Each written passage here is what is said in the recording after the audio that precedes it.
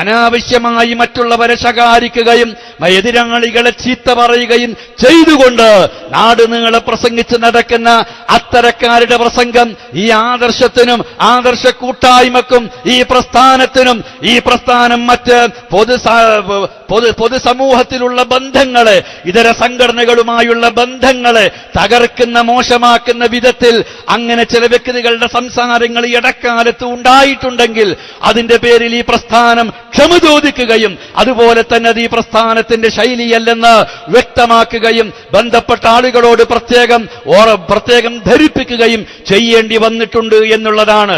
അപ്പൊ പ്രബോധകർക്ക് സ്വഭാവശുദ്ധി വേണം. തൗഹീദുള്ള പലർക്കും ഇപ്പൊ സ്വഭാവശുദ്ധിയില്ല. അവരെതിരാളികളെ ചീത്ത പറയുന്നു. അതുകൊണ്ട് പൊതുസമൂഹവുമായി നമുക്കുള്ള ബന്ധത്തെ അത് ബാധിക്കുന്നു. അതുകൊണ്ട് പൊതുസമൂഹത്തിൽ പലപ്പോഴും ഇത് ഞങ്ങളെ ശൈലിയല്ലെന്ന് തിരുത്തി പറയേണ്ടി വന്നിട്ടുണ്ട്. പൊതുസമൂഹത്തിൽ മറ്റ് സംഘടനക്കാരോടും മാപ്പ് ചോദിക്കേണ്ട അവസ്ഥ വരെ ഉണ്ടായിട്ടുണ്ട് എന്നൊക്കെ പറഞ്ഞിട്ട് മൂപ്പര് നമ്മളെ ചില പ്രബോധകന്മാരെ കുത്തിപ്പറയാണ്. എന്നെ പോലെയുള്ള മുജാഹിദ് ബാലുശ്ശേരി പോലുള്ളവരാണ് ആകെപ്പാടെ ഈ പ്രസ്ഥാനത്തിന് പ്രശ്നം. അവരൊക്കെ പുറത്തുപോയി. ഇപ്പൊ എല്ലാ ഇഖ്വാനി സ്റ്റൈലുള്ളവരൊക്കെ ഒരുമിച്ചായി. എന്നിട്ട് ഇതൊക്കെ പറഞ്ഞിട്ട് ഇയാൾ കുത്തി പറഞ്ഞിട്ടുള്ളൂ. അതേ പ്രസംഗത്തിന് ഫൈസൽ മുസ്ലിയാരെ കുത്തി പറഞ്ഞിട്ടുള്ളൂ. ഇപ്പൊ ചില മുസ്ലിയാക്കന്മാര് പണ്ട് പറഞ്ഞതുപോലെ ഇതിനുള്ളിൽ കയറിയിട്ടും പറയാൻ തുടങ്ങിയിട്ടുണ്ട്. അവരാണത്രേ തൗഹീദിന്റെ സൈദ്ധാന്തികന്മാര്. ഈ ചെകുത്താൻ വാദം ജിന്നിനോട് സഹായം ചോദിക്കുന്നത് ശിർക്കല്ലെന്ന് ചെകുത്താൻ വാദം വാദിക്കുന്നവര് സൈദ്ധാന്തികന്മാരല്ല, അവർ ചെകുത്താനികന്മാരാണ്. ഇവിടെ പ്രസംഗിച്ചതാ അപ്രസംഗത്തിൽ തന്നെ. പ്രബോധകന്മാർക്ക് സ്വഭാവശുദ്ധി വേണം, എതിരാളികൾക്ക് അതുപോലെ തന്നെ ആ തുല്യ നാണയത്തിൽ മറുപടി പറയാൻ പാടില്ല എന്നൊക്കെ പറഞ്ഞിട്ട് ചെകുത്താനികളാണ്, ചെകുത്താൻ വാദമാണ്. യഥാർത്ഥ നിറം എന്തായാലും പുറത്ത് വരാതെക്കൂലല്ലോ. ഇനി ഇടത്തനാട്ടര വന്നിട്ട് എന്റെ നാട്ടിൽ വന്നിട്ട് ഇയാൾ പറഞ്ഞെന്ന് കേട്ടോളി, നല്ല സ്വഭാവശുദ്ധിയുള്ള ഒരു പ്രബോധകന്റെ ശൈലി ഇതാണ് നമുക്ക് വേണ്ട ശൈലി കേട്ടോ. എല്ലാവരും കേട്ടോളി. അത് അബ്ദുൽ ജബ്ബാർ മൗലവി ചെറിയ മണ്ഡലത്തിൽ നിന്ന് പകർത്തിയെടുത്തു. അദ്ദേഹം ഛർദ്ദിച്ചതാണ് ജബ്ബാർ മൗലവി കുടിച്ചത്. ആ പൃഷ്ഠന്ന കഴിച്ച് എലനക്കിയുടെ ചിരിനക്കിയുടെ പൃഷ്ഠന്നക്കി എന്ന് പറയുന്നത് പോലെ ചെറിയ മുണ്ടത്തിന്റെ എലനക്കിയ ജബ്ബാർ മൗലവിയുടെ ചിരിനക്കിയായ സക്കറിയ സലാഹിയുടെ പൃഷ്ഠന്നക്കികളാണ് ഇത്തരത്തിലുള്ള വാദങ്ങളുമായി നടക്കുന്നത്. എന്തൊരു നല്ല പ്രബോധനം അല്ലേ! അബ്ദുൽ ജബ്ബാർ മൗലവിയുടെ ചെറിയ മുണ്ടത്തിന്റെ എലനക്കിയായ ജബ്ബാർ മൗലവിയുടെ ചിറിനക്കിയായ സക്കരിയ സലാഹിയുടെ പൃഷ്ഠം നക്കികളാണ്. നല്ല പ്രബോധനാണ്. ഇസ്ലാമി പ്രസ്ഥാനത്തിലൊക്കെ ആളുകൾ ഇങ്ങനെ ഒഴുകി വരൂലേ. ഇനി കണ്ടോളിട്ട് വേറൊന്ന് നട്ടപ്പാതിരാക്ക് 12:30 മണിക്ക് മുശ്രിക്കാക്കൽ സമ്മേളനത്തിൽ മരുഭൂമി ചെന്നുപെട്ട ഒരു ജിന്നിനോട് ചോദിക്കാനുള്ള ഒരു കള്ള ഹദീസും പിടിച്ച് കള്ളത്തരം പറഞ്ഞ് മുവഹിദുകളെ ശിർക്കിലേക്ക് കൊണ്ടുപോവുകയാണോ? ഇതാണോ ഹദീസ് പണ്ഡിതന്മാരുടെ പണി? ഏത് ഹദീസാണോ നീ ഓതിയത്? ആരാണോ നിനക്ക് ഹദീസ് പഠിപ്പിച്ചു തന്നത്? മരുഭൂമിയിൽ പോയ ജിന്നിനോട് ചോദിക്കണമെന്ന് എവരാണോ നിന്നെ പഠിപ്പിച്ചത്? ആരാ നിനക്ക് ഹദീസ് പഠിപ്പിച്ചത്? ആ മുഹദ്ദിസിനെ കൊണ്ടുവാ ഇങ്ങോട്ട്. ധൈര്യമുണ്ടെങ്കിൽ കൊണ്ടുവാ ഇങ്ങോട്ട്. ഹദീസ് പഠിപ്പിച്ചു തരാ. ഹദീസ് പണ്ഡിതന്മാരല്ലാത്ത ഞങ്ങളുടെ മുന്നിലേക്ക് വാ. അല്ലേ എന്തൊരു പക്വമായ ശൈലി! നിങ്ങൾ എവിടെയെങ്കിലും കണ്ടോ ഇങ്ങനെ ഇത്ര പക്വതയുള്ളൊരു ദഅവത്ത്? ഇങ്ങനെയൊക്കെ ഇസ്ലാമി പ്രസ്ഥാനത്തിലൊക്കെ ആളുകൾ ഒഴുകി വരൂലേ. നാട്ടപ്പാതിരാക്ക് ജാമ്യന്റെ ക്യാമ്പസ് വിളിക്ക, ആരാടാ അവിടെ? കൊണ്ടുപാടാ അങ്ങോട്ട്, ധൈര്യം ഉണ്ടെങ്കിൽ കൊണ്ടുപാടാ. ആരുമില്ലല്ലോ അവിടെ. ആളില്ലാത്ത പോസ്റ്റ് ഗോളടിക്കല്ലേ, സുഖമായിട്ട് വെല്ലുവിളിക്കാലോ. ഈ കള്ള് ഷാപ്പിന്റെ മുമ്പിലൊക്കെ ഉണ്ടാകും 500 മില്ലി കുടിച്ച് പിപ്പിരിയായിട്ട് വേണ്ടാൻ കണ്ട ധൈര്യം ഉണ്ടെങ്കിൽ നമ്മൾ ജീപ്പ് ഇങ്ങനെ ഒടിച്ചാണ് പോകുക, കാറിങ്ങനെ ഒടിച്ചാണ് പോകുക എന്നുള്ളത്. ഓന് പിപ്പിരിയാന്ന് നമുക്കറിയില്ലേ. ഈ ജാതി പ്രബോധന വെല്ലുവിളിക്കുക. ആരെയാ വെല്ലുവിളിക്കുന്നത്? ആരാ ഇവിടെ മരുഭൂമി ചെന്നിട്ട് ജിന്നിനെ വിളിക്കാന്ന് പറഞ്ഞത്? പക്വമായ പ്രബോധനാണ്. ഇനി കേട്ടോളി, ഇനിയുണ്ട്. ഇതിപ്പോ ഇറക്കിയ സീഡിയാട്ടോ, നമ്മൾ ഇറക്കിയല്ല. കേട്ടോളി, പച്ചക്കള്ളമാണത്, പച്ചക്കള്ളം. മുജാഹിദ് കേരളം തിരിച്ചറിഞ്ഞു, ഇസ്ലാഹി കേരളം തിരിച്ചറിഞ്ഞു ഈ ആദർശ പാപ്പരത്വം. അങ്ങനെ ആർക്കും വാദല്ല, അത് വെറുതെ പറഞ്ഞുണ്ടാക്കുക. ഉണ്ടോ? സംശയമുള്ളവൻ വന്നോ? ഓന് കാണിച്ചു കൊടുക്കാൻ എന്താ വേണ്ടത്, എന്താ തെളിവ് എന്നുള്ളത്.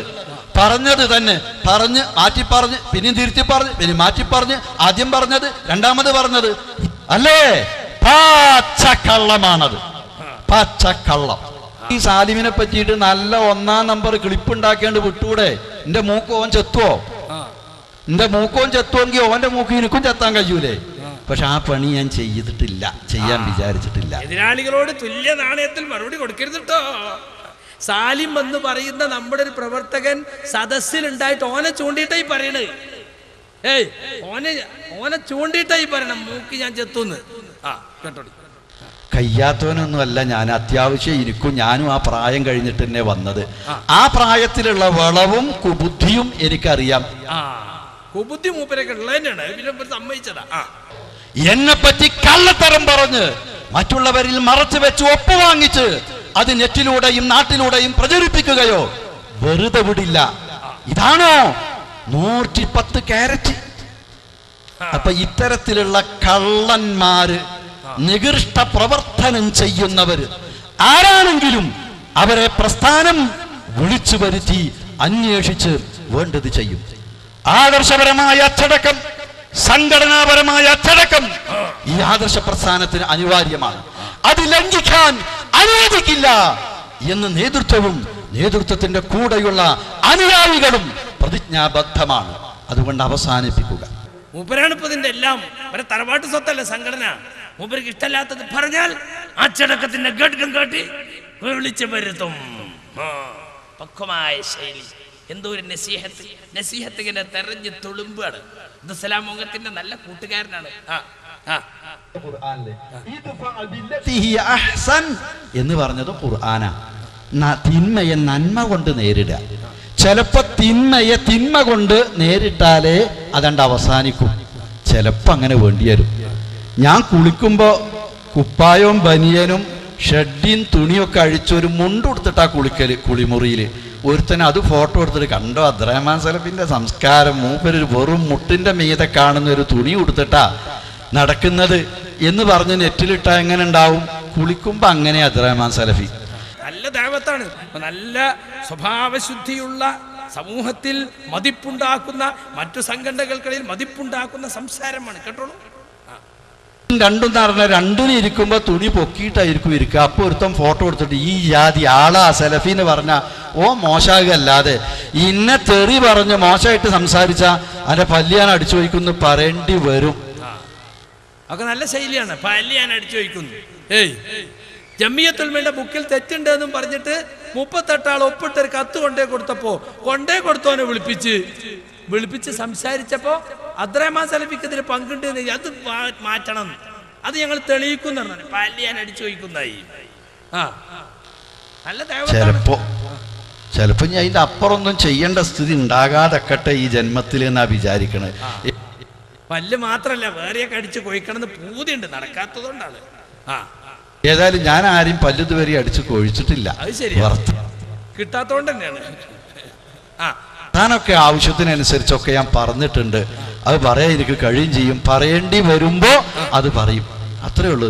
അതൊന്നും പറയിപ്പിക്കരുത് കേട്ടോ. നമ്പറിട്ട് പറയും, അല്ലാതെ വേറുള്ളവന്റെ മുഖത്ത് രോമത്തിന് എത്ര നീളുണ്ട് നോക്കിയിട്ട് ഹദീസ് നിഷേധിയാക്കാനല്ല. എന്ത് പക്വതയുള്ള ശൈലി! എല്ലാവരും ഇത് സ്വീകരിക്കണം കേട്ടോ. എങ്ങനെയാണ് ദഅവത്ത് നടത്തേണ്ടത്? വഴി കാണിക്കാൻ അള്ളാന്റെ പുറമെ വേറെ നീ കണ്ടോളി. നിങ്ങൾ വെളിച്ചപ്പാടിനെ കണ്ടിട്ടില്ലേ? ആദ്യം ഇങ്ങനെ നടക്കും വാളും പിടിച്ചിട്ട്, പിന്നെ അങ്ങനെ വെളിച്ചപ്പാടാകുന്നുണ്ടോ ശൈത്താൻ കയറിയിട്ട്.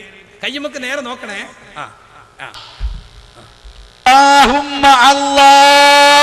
വഴി കാണിക്കാൻ അള്ളാന്റെ പുറമെ വേറെ ജിന്നുണ്ടോ, വേറെ മലക്കുണ്ടോ, വേറെ മഹാത്മാക്കളുണ്ടോ? എന്നാണ് അള്ളാഹു പറയുന്നത്. ആശുറിലേക്ക് പോകണ്ട. കയ്യുമൊക്കെ നേരെ നോക്കണം. കമ്പ്യൂട്ടറിൽ നമ്മളാക്കിയതല്ല, CD ഉള്ളതാ. വഴി കാണിക്കാൻ അള്ളാന്റെ പുറമെ വേറെ ജിന്നുണ്ടോ, വേറെ മലക്കുണ്ടോ, വേറെ മഹാത്മാക്കളുണ്ടോ? എന്നാണ് അള്ളാഹു പറയുന്നത്. ആ ശിർക്കിലേക്ക് പോകണ്ട.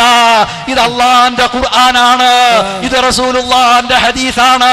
ഖുർആനും സുന്നത്തുമാണ് നമുക്ക് പ്രമാണം. അങ്ങനെ എത്ര ഉണ്ടെന്നറിയോ? ഇപ്പൊ പെട്ടെന്ന് കിട്ടിയ 4 കൊണ്ടുവന്നതാ. പക്വമായ ശൈലിയുള്ള ആളുകളെ ആകർഷിക്കുന്ന ദൈവത്തിന്റെ ഉടമ, സംസ്ഥാന സെക്രട്ടറി ആകാൻ പോണ ആളാണ്.